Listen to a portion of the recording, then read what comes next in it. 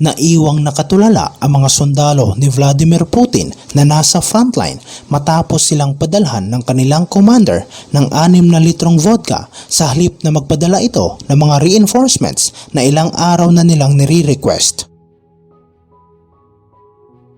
Ang mga nasabing Russian na tropa ay bahagi ng 1st Tank Army ng bansa at kasalukuyang nahaharap sa matinding labanan sa paligid ng bayan ng Izium na matatagpuan sa silangang bahagi ng Ukraine. Ang mga sundalo ni Vladimir Putin ay nagsusumikap at nagpupumilit na makapasok sa katimugang bahagi ng Izium sa pagtatangka nitong mapuruhan ang mga Ukrainian units na nagdidepensa sa Eastern Frontline. Ngunit ang mga Russian na sundalo ay nakagawa lamang ng kakaunting progreso sa kanilang pagsisikap na masakop ang Izium dahil sa determinado at mahusay na resistance mula sa Ukrainian military.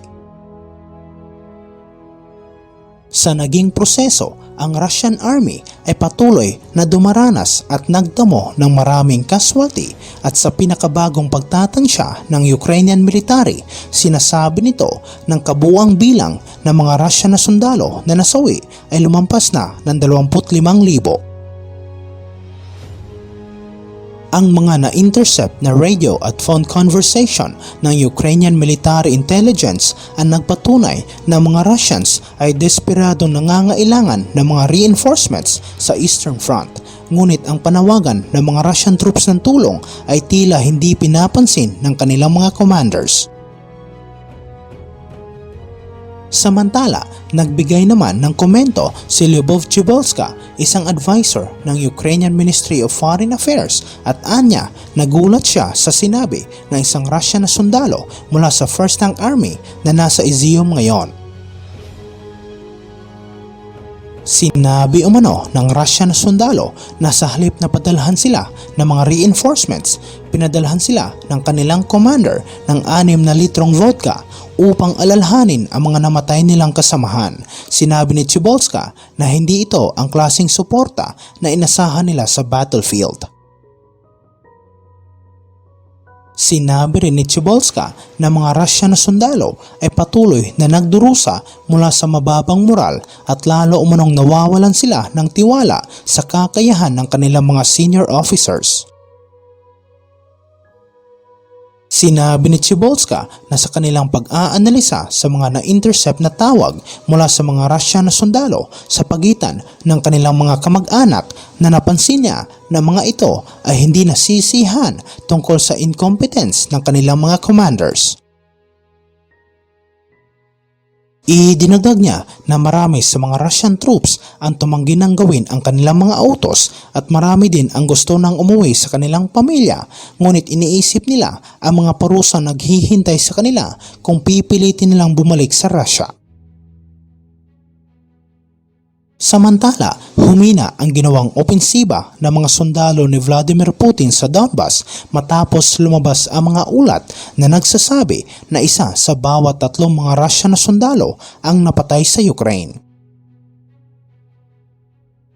Iniulat na hindi itinuloy ng mga Russian troops ang binabalak sana nilang magsagawa ng isang malawakang encirclement sa Ukrainian military na nasa silangang bahagi ng Donbas region, ayon sa The Times.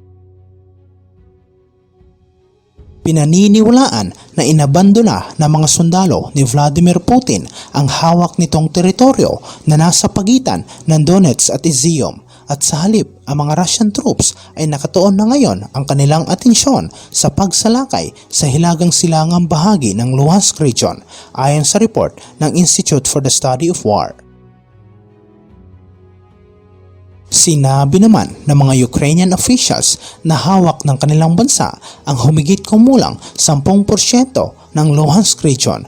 Inasahan sana ng Russia na maaagaw nila ang nasabing rehiyon noong nakaraang buwan, ngunit ang ginawang pag-atake ng Moscow ay pinabagal ng matinding resistance mula sa Ukrainian military.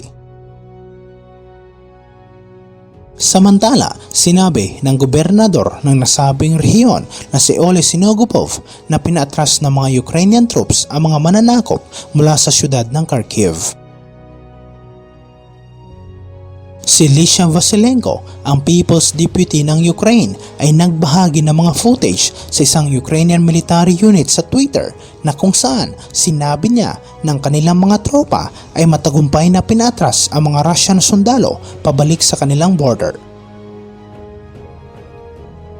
Ang Kharkiv na nasa humigit 30 milya lamang ang layo mula sa border ng Russia ay ang isa sa mga unang lugar na tinarget ng mga sundalo ni Vladimir Putin sa unang yugto ng ginawang pagsalakay nito sa Ukraine. Samantala, ang dating commander ng Joint Forces Command ng United Kingdom ay hindi nag-atubiling sinabi ng kabiguan ng Russia na makuha ang Kharkiv ay dapat ituring na isang pagkatalo ni Vladimir Putin.